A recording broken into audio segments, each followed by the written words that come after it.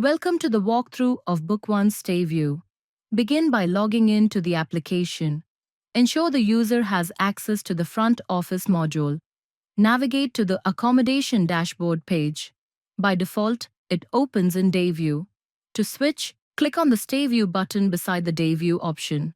Now, let's create a booking. Click on the plus icon on the screen. This will redirect you to the old booking layout. Here, the room type, arrival date, and departure date are auto-selected by default. After selecting a plan, the room number field will also be auto-selected.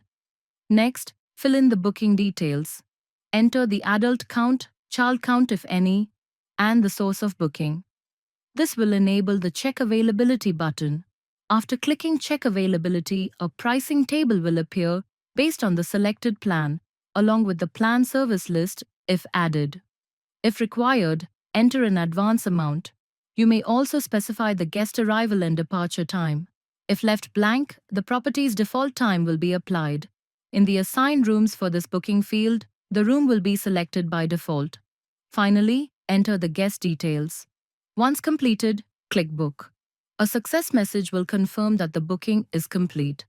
That's how easy it is to create a booking using BookOne's Stay View.